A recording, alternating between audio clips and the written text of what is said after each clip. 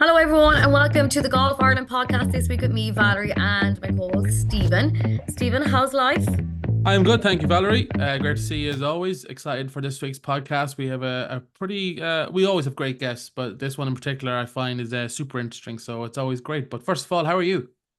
I'm good. I'm good. A busy schedule. Of course, the All Ireland hurling finals coming up this weekend. There's plenty of golf happening. There's camogie left to play. I mean, it's just an exciting time during the summer where we get to enjoy loads of sport. Yeah, sports can be because I'm a rugby fan, so there's no the rugby's over now really for a couple of months, so it's like summer can be a bit dry on sports for me. But as you're right, like Wimbledon's just finished, which I was intrigued by. There's the The Opens Olympics. on this week. I'm actually buzzing for the Olympics, I have to say, just because we're good at running now. That's This is that's the where only we reason. all become experts in gymnastics and all these sports that we'll never watch. But honestly, so excited. Our Irish athletes have a massive chance. The rowing, the athletics, it's honestly, there's going to be a haul of medals. I can just feel it. I know I'm very, very excited for it. Yeah, no one knows the pommel horse quite like me after 1 week of the Olympics. You know what I mean? It's that deep. But you made me very jealous this week, Valerie, with your line of work. Tell us where you were and who you met, and I'll try not to be upset. I know. I feel like between you being upset and my other half being absolutely, utterly devastated. So Sky Ireland invited a few of us over to Troon, and it was there to launch Adidas's golf partnership with Sky Sports, their coverage basically of the championship.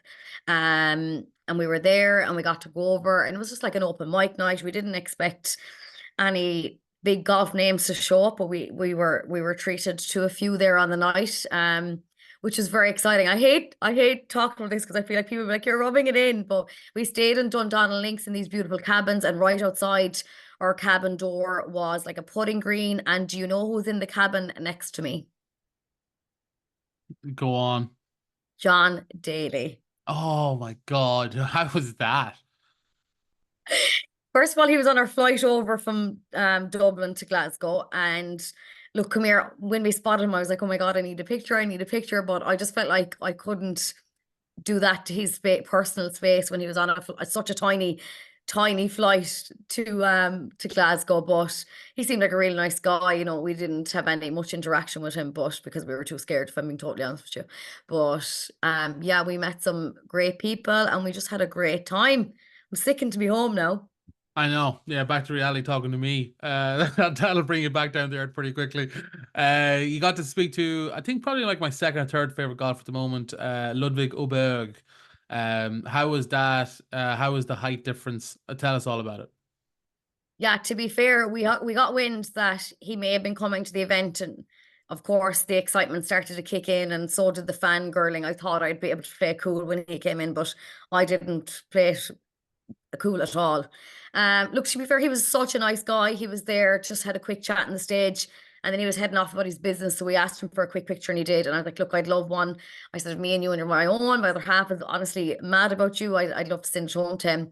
But he's like 6'4" 5" and I'm 5 foot. So there was a stage. So I said, Ludwig, if you don't mind, I'm going to stand on stage and you can stand next to me. So he did oblige, and he had a good laugh about it, to be fair to him. Yeah, so if you have Um, seen Valerie's Instagram and were suspicious about the height difference, there you go. There's the proof that we were all looking for. But no, that's class. Very, very jealous. But look, we also got to speak to someone, I would say royalty in the golf world, or definitely over the past 40, 30 odd years is definitely royalty. We got to speak to Hughes Norton. Anyone who's familiar with that name knows that he is a former golf super agent to the likes of Greg Norman, to the likes of Tiger Woods, and has now released a book called The Rainmaker.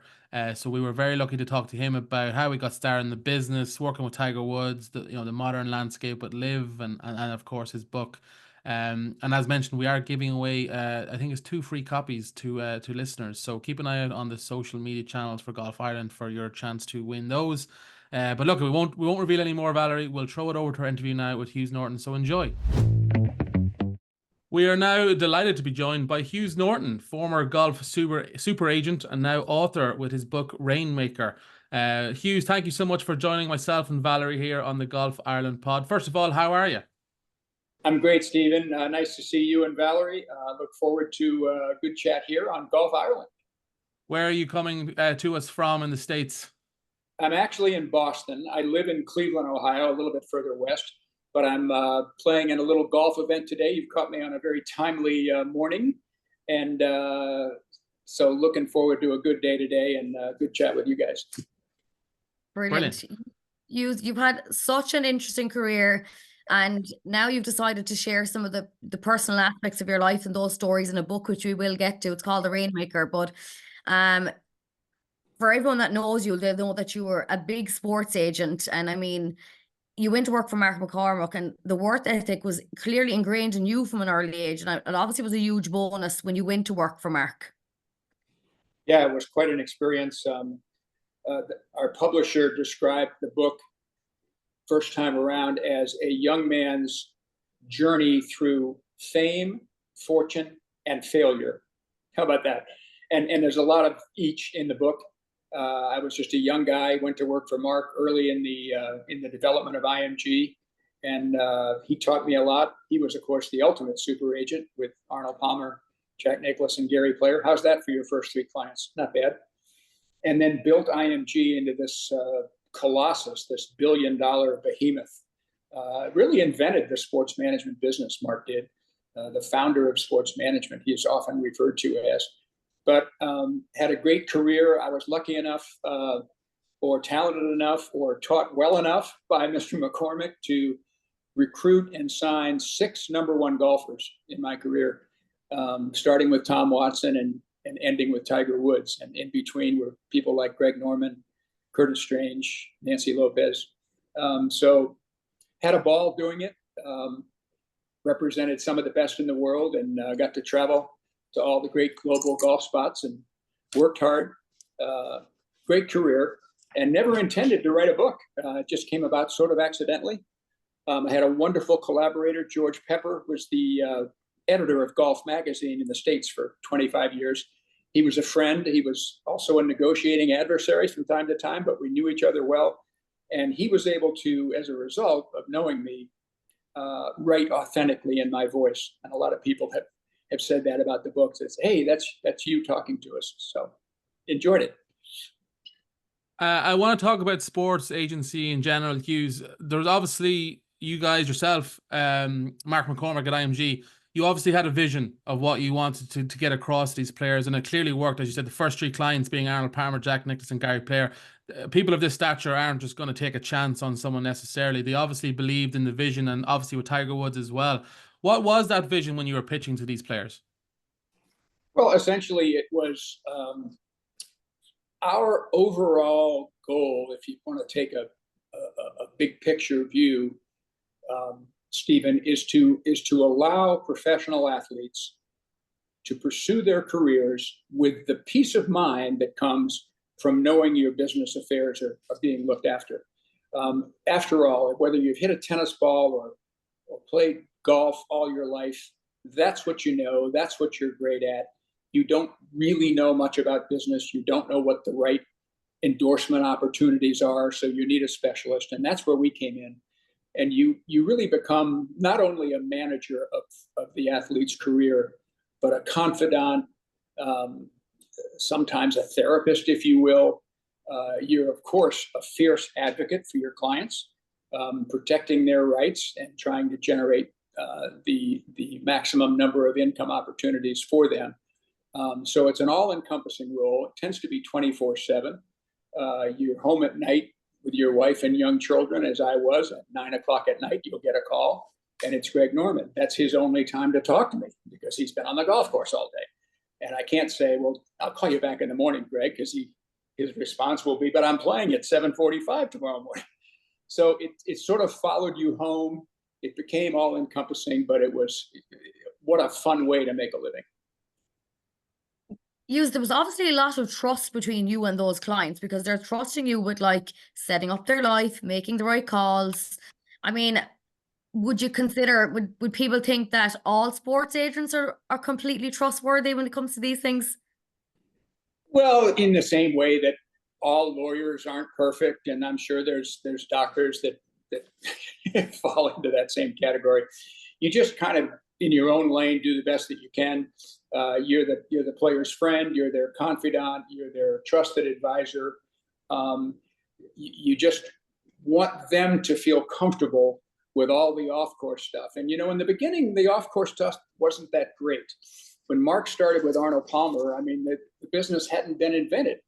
And interestingly enough, Arnold came to Mark and said, Wilson Sporting Goods wants me to sign this new contract, Mark. I don't know anything about it. You're a lawyer. Will you take a look at it? That's really how things started. And the more Mark looked at these agreements with athletes, the more he was struck by how one-sided they were. Now, remember, this is 60 years ago. If anything, the pendulum has swung the other way. Maybe the players now control the endorsement business. But back then, after looking at a few of these agreements, Mark's conclusion was, I felt like Robin Hood. These guys were all getting ripped off. So that was much needed at the time.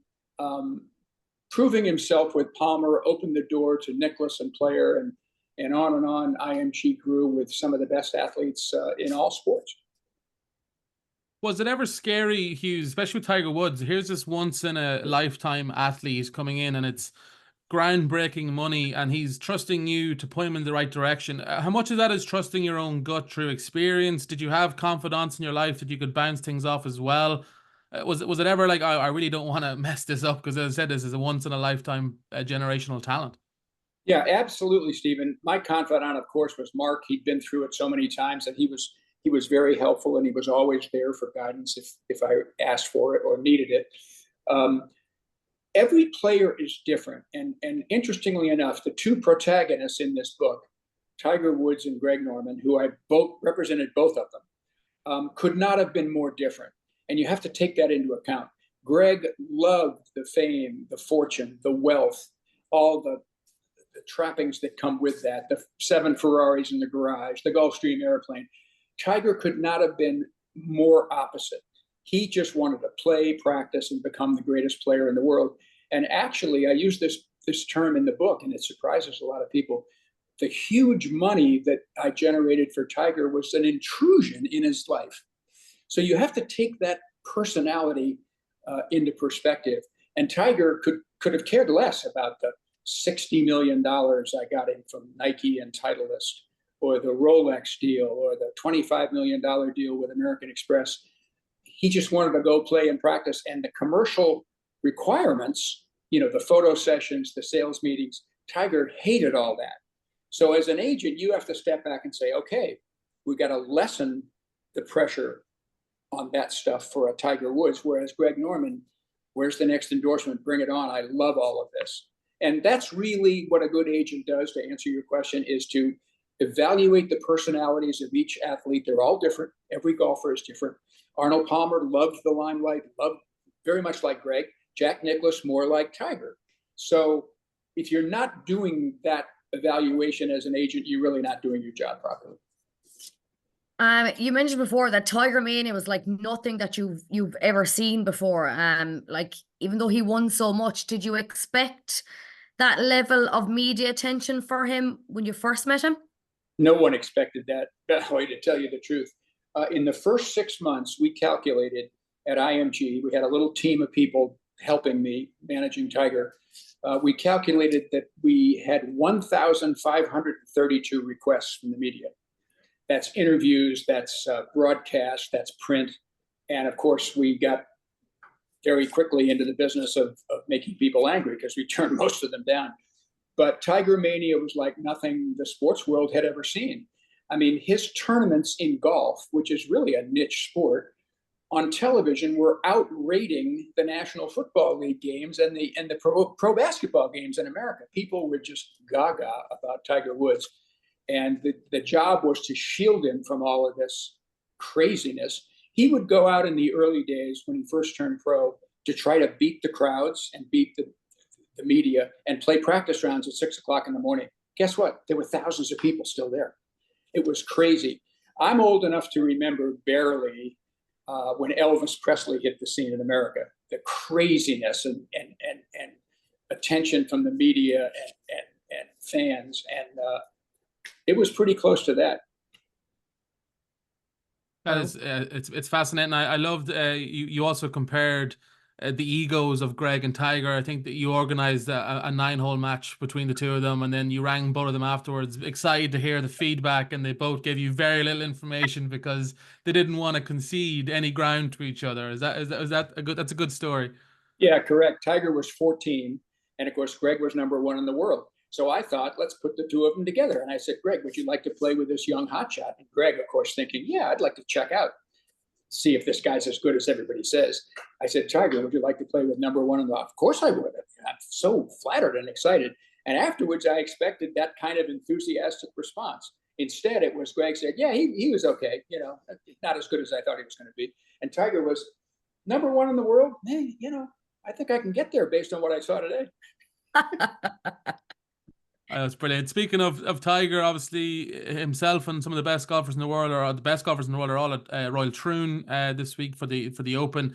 Tiger, the career has been full of ups and downs, and you know he's not the player he once was. Obviously, with all the injuries and surgeries, are you surprised, as someone who's known him very, very close, are you surprised to see him still playing like this? Well, the greats in sport, Michael Jordan didn't know when it was time to hang it up. He went a couple of years too long. Tom Brady, our quarterback in the NFL, famous football athlete, he went maybe a couple of years too long. It's a rare athlete, and Jack Nicklaus was one of them, who knew when it was time. Because Jack his personality did not want to embarrass himself by shooting over par and missing cuts. And he just said, that'll be it. He said the famous goodbye on the Swilken Bridge at St. Andrews, as all the great golfers have done over the years, waved to the crowd and said, that's it, I'm done. Tiger has always been stubborn. The latest quote from Colin Montgomery this week, which you've seen, and it was well-meaning, in my opinion. Colin was saying, Tiger, your legacy is so special. We don't want you to become a ceremonial golfer and miss the cut at every major, which you've done for the last 5 years. Please hang it up while it's still, fresh in all of our minds about your career, Tiger. And it was well-meaning, and Tiger snapped at him, and Tiger felt challenged by that and said, just you wait and see, I've still got it. So we'll see. But it is sad for me as a golf fan, Stephen, to see him just not competitive anymore. And some of it's physical, of course. He's gone through multiple operations and a lot of self-inflicted damage, actually. But be like Jack, Tiger. When it's time, we'll give you the send-off that you deserve. You mentioned like the sadness you feel about it, maybe him being not competitive, but I mean, what was your emotions the day that you lost Tiger as a client? What was your emotions? How were you after that? A low point in my life, Valerie, that's for sure. He called me up. I'd been representing him for 2 years. We'd made him, this is $1996, remember. He had $125 million in endorsements that were locked. So it was generational wealth. He was set for the rest of his life. That's what he'd hired me to do. And he called me out of the blue one day and just said, hey, Hughes, I want to make a change. And I'm astounded. I said, what are you talking about? He said, I don't want you to be my agent anymore. I said, Tiger, what? We better sit down and talk about this. He said, no, I made up my mind. I went down to Florida. Grudgingly, he said, okay, I'll see you in Florida. I prepared to sit down with him at his home in Florida, and he met me at the front door and just said, that's it. I told you not to come down here. It's over with, and turned and walked away. Well, that's not the greatest interpersonal relationship way to give somebody this kind of news. And it was never explained to me. I haven't spoken to him since. He's never tried to reach me and explain it. The only solace I can take out of that is that Tiger treats everyone that he's through with in his life that same way, whether it's caddies, swing coaches. His lawyer that I negotiated with in the original days just fired him and wants nothing else to do with that person. And it's so ironic to me, confrontationally on the golf course, no one's ever been better. Off the golf course, his interpersonal relationships, he's completely anti-controversial. He can't deal with it. And the way he deals with it is just to end it and walk away. So to this day, as strange as it sounds, I still don't know why Tiger Woods fired me. I know why Greg Norman did. Greg spent 11 years with us. And after that period of time, he said, you know what, Hughes, I want to run this myself. I want to have my own company. Greg actually asked me to come run his company and leave IMG. I told him, Greg, you're better off with IMG. Instead of just me, one person, we have a worldwide organization. But he had made up his mind. So that I could understand much more than Tiger's. And if there's one thing I would sort of like resolution on in my life, it would be for Tiger Woods to explain, which he's never done to this day, why he fired the guy that set him up like no other agent had ever done for a rookie athlete. Just a bit of closure is what you love.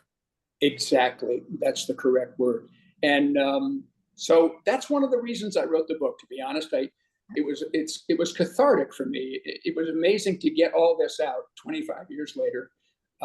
As I mentioned, I had a wonderful collaborator, George Pepper, and a number of people have said, Hughes, what was great about this book is your honesty, your humility, your self-examination.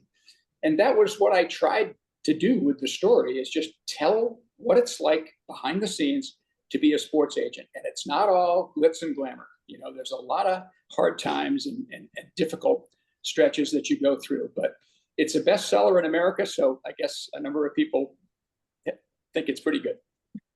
Definitely. Let's talk about the book. When did the first idea of writing the book come into your head? Was it someone suggested it to you, or was it just you, a thought that came to you?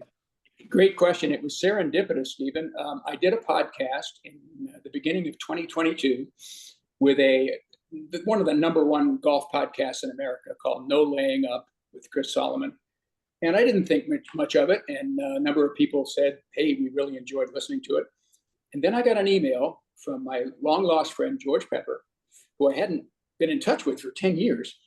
Hughes, really enjoyed your podcast. Is it time to write that book? I thought, wow, I had never thought about that. And then the more I thought about it, I thought, hey, George has always been one of my favorite golf writers. What a partner to do this book with. 2, as I mentioned before, he knew me so well because he'd lived through this era with me. 3, the anniversary of me leaving IMG, 25 years. It was 50 years since I started working for IMG, and I was turning 75 years old. All the numbers seemed to click in. Yeah, this is the right thing to do. But I'll tell you, for anyone listening that's thinking writing a book is a breeze, wow, it is a lot of work. And we spent about 18 months going back and forth and living through all these stories and telling the anecdotes and remembering the great stuff that happened, the funny stuff. We have a number of wonderful asides in the book, which you've seen, stories that happened along the way. Not just Tiger and Greg stories, but lots of fun pro tour golf inside stuff. And that's how it all came about. We found a wonderful publisher with Simon & Schuster, and they've been great and very happy with the book and the results. I actually, this is in your guys' territory. They asked me to narrate the audio version, which I did. And that was a blast. 20 hours in the studio to get that right. And a lot of fun. And people have said it was wonderful to hear your story told in your own voice on the audio. There's lots of great things in the book, and we do have books to give away, so keep an eye on our social media channels, because I'm sure there'll be plenty of people that want to listen to it or read it as well after listening to your podcast with us. There's lots in the book. I mean, you do mention Liv in the PGA debate. Let's say you're still a sports agent and your client comes to you saying, right, I have an offer of Liv. What are you advising them? They have to get back together, Valerie. I mean, golf is in a very dangerous area here. If you think about it, the only time that the greatest players in the world are now competing against each other are the 4 major championships. This week at Troon, last month at Pinehurst, the Masters, the PGA. The rest of the time, 6 big stars have gone to play on the Saudi tour. So you have 2 tours, each diluted and weakened by the fact that they're all not back together. The golf landscape, frankly, is still fractured, and fans are going through a sense of fatigue. The money, the greed, the sense of entitlement. It turns off golf fans. What worries me is there doesn't seem to be a great deal of urgency on either side right now to get this done. You know, 13 months ago, both sides got together and said, okay, truce, we're going to work out an agreement. Well, here we are. Something was supposed to happen at the end of 2023. It didn't. Something was supposed to be resolved at the Masters. It wasn't. And on we go. And Jon Rahm goes to live, and there's another star that's left. The PGA Tour has put this coalition of wealthy sports team owners together to contribute money into the tour in lieu of Saudi money. It's a mess. And the majors remind us how great it is as fans to see all the great players get back together again, which we'll see this week. But we've been down this road with tennis at IMG when the federations were warring and the only place the top players played was in the majors. And it doesn't work. They've got to resolve it. They've got to settle it. It's difficult. I think the Saudis are ready to settle. I think the PGA Tour is still being stubborn, to be honest. And if McCormick were advising them, you know what he'd do? He'd say, Saudis and Jay Monahan and Tour, get in the room. We're going to lock the door. You're not getting out until this gets worked out. Because everybody wants that result. Everybody wants it, including the Saudis, including the American Tour. But they just can't seem to work it out at the moment. Yeah, you said some really great stuff there, and you're right. The only people who lose in this is the golf fans, unfortunately. You mentioned the money part. Yeah, I'm an avid golf fan. I couldn't tell you how much Xander Schauffele won for winning the PGA, because it's not important to the fans. It's what's important is that he won the PGA. And that's an important thing to remember. But I want to fixate on Greg Norman before we get you out of here, Hughes. A fascinating character in the world of golf, has been for quite a while. One of my favorite stories from yourself was when he pitched this first kind of world idea, which wasn't actually his idea, which you can talk about as well if you want. But he pitches it at the Shark Shootout in the 90s, hoping to gain the favor of some of the biggest names. And Arnold Palmer pretty much stands up and shoots him down. Do you think events like that is what's led to becoming this divisive figure in golf for Greg? Yes, certainly so. Greg's always been confrontational, Stephen. He senses grudges and holds grudges against people that he feels have wronged him. One of the great revelations in the book, you referred to it, is that the World Tour, which Greg spent years promoting as his idea and an entrepreneurial creation, and isn't this wonderful, was actually first conceived, guess by who? Mark McCormick, who wrote about it in his book in the 1960s called Arnie. And Mark laid out all the details, it was like a blueprint of what Greg copied and claimed his idea to be. And then when Mark first thought this up and approached Palmer in the 60s, let's do a special tour with all the top players and fewer tournaments and more money. Arnold immediately said, Mark, stop. I can't do that. It'll destroy the PGA Tour. Well, guess what? As you referred to in 1994, 40 years later, who stands up in the meeting when Greg's pitching this idea and says, I want no part of this? Arnold Palmer. And that's what killed it. So Greg has, since that time, felt betrayed, by not only Palmer, but by the PGA Tour. And he was the perfect front man when the Saudis came knocking. Who could be the face of Live Tour? Well, we've got a guy that's already, pissed off about what happened in the past. Here's our guy, and he's confrontational and he's flamboyant, and the rest. We could keep talking about this book all day, but you want people to buy it and read it themselves before we let you tell us any more from the book. You don't want us to keep asking you about it. It's been, it's great. It's Eason's, isn't that the big bookstore? I know it's in all the Eason's stores, and it's been very popular. It came out in paperback in Ireland, I believe, and hardcover in the rest of the UK. So we're reaching across the Atlantic with a wonderful story of golf. I don't know if you guys saw this, but it was a great quote from Today's Golfer, the British golf magazine, which said, this is the most enlightening book you will read this summer. So how about that? Lovely. There has been some great blurbs coming from us, some great reviews as well, which you must be very happy with, Hughes. Very much so. Before we let you go, you are in the Golf Ireland podcast. Have you ever made it over here and played some of our courses here? Because I do know you're heading out to play golf this morning. I have years ago. I got to play Portmarnock in Dublin and a couple of the others. I mean, every one of my friends that makes a trip to the British Isles seems to want to go to Ireland first. You have a wonderful reputation. That's saying a lot with all the great courses in Scotland and England. But it's wonderful. Everyone comes back to America. You guys should know this, with a smile on their face. Doesn't matter if it rained sideways and blew them off the golf course. It was a beautiful day. They love the experience. They love the Irish people. There's a great camaraderie between Americans and Irish, as you know. So Brilliant. Well, honestly, thank you so much for all your time. It's been fantastic to chat to you. The book is out. We are going to do a giveaway in our social channels. So thank you so much. We can't wait to dish out the book to whoever wins it, all right? thank you, Valerie. Thank you, Stephen. Pleasure being on with you.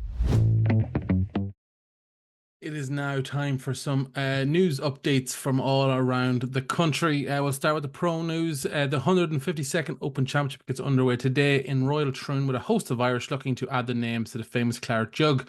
Rory McIlroy, Shane Lowry, Darren Clark, Pádraig Harrington and Tom McKibben teed up on the Scottish links alongside amateur qualifier Liam Nolan. I'm sure a very exciting week in particular from Tom McKibben and Liam Nolan as well, and best luck all involved there. The Olympic Federation of Ireland has officially selected the golf team who are set to compete at the Olympic Games in Paris this summer. Representing the team for 2024 is Rory McIlroy, Shane Lowry, Leona Maguire and Stephanie Meadow. They all represented as well in Tokyo 2020, so it's the same team again, and hopefully even more success than the last Olympics. So best of luck there to all involved. The golf tournament occurs in Le Golf National near Versailles in the southwest of Paris. Rory McIlroy was the best of the Irish at the Genesis Open, Scottish Open. He finished tied 4th on 14 under par. Seamus Power finished tied 65th, while Tom McKibben and Pádraig Harrington missed the cut. On the LPGA Tour, it returns this week with the Dana Open. Stephanie Meadow is the sole Irish player in the field at the Highland Meadows Golf Club. Best of luck to Stephanie. And the Ladies European Tour, Lauren Walsh will look to continue her recent good form as she tees it up at the Dutch Ladies Open this week. The event gets underway on the 19th of tomorrow, on the 19th of July. So best of luck to Lauren. There's a large Irish contingent making the trip to Austria this week on the Challenge Tour to tee it up at the Bank Open. Conor Purcell, Hugh Foley, Harry Uzel, John Murphy, Dermot McElroy, Robert Moran, Gary Hurley, Daniel Mulligan and Ronan Mullarney all part of the field. They're a huge Irish contingent, so best of luck there to all involved. On the Alps Tour, Michael Young and Paul McBride both played their way to a top 30 finish at the Alps de la Castillas in Spain, while Robert Moran finished tied 46th. The Alps Tour takes a break now until September when the Tour returns to France on the 5th of September. On the Clutch Pro Tour, a prize fund of £100,000 will be an offer as it heads to Slaley Hall. Conor O'Rourke, Stuart Graham, Tom Dowdall, John Hickey, Conor Murtagh, Scott Montgomery, Niall Carney, Robert Brazel, Liam Grehan and Rowan Leinster, all teed up at the event with the final round set to take place tomorrow. So best of luck there. The PGA Tour Americas, unfortunately, was a miscut for Paul Conroy at the Explorer NB Open in Canada over the weekend. This week, Paul tees it up at the Bromont Open, with the event getting underway today. So best of luck there to Paul.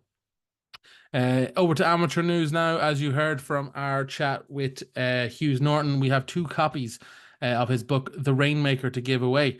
Keep an eye out for our social media for a chance to win. Fantastic book, and as you can tell from our conversation, Hughes is a fantastic storyteller, very, very interesting person. So definitely worth winning those books. Keep an eye out there, and best of luck. Portmarnock's Adam Fahey played his way to a tied 7th finish at the Junior Boys Open in Kilmarnock yesterday. Fahey carded 2 rounds of 72, followed by a round of 74 to finish 2 over par. Gemma McMeekin also competed in the Junior Girls Opening and finished tied 12th. Bright futures there for the 2 young under-16 golfers, so well done there. The European Amateur Team Championship took place last week with 4 Irish teams representing across the men's, women's, boys and girls divisions. The women's team came closest to claiming a medal, narrowly missing out on bronze medal match against England, settling for a 4th finish place in Spain. The men's team played their championship in Italy, finishing 13th overall, while the boys also finished 13th in Austria. The girls also found the tough going, finished 15th overall in their team championship in Sweden.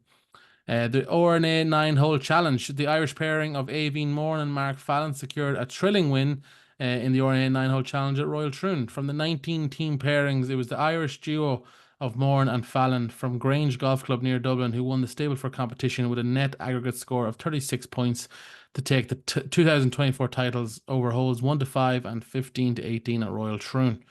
Well done there. The McGregor Trophy concludes today in West Essex Golf Club.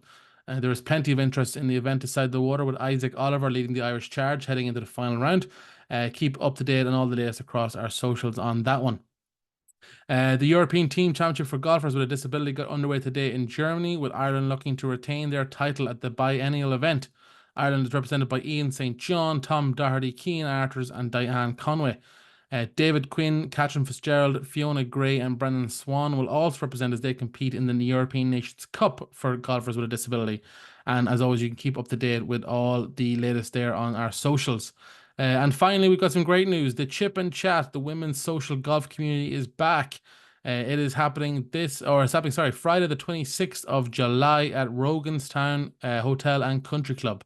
So that is brilliant to have that back as always. It's been a huge success, so it is a delight to have it back. And a reminder, that is now Friday the 26th of July.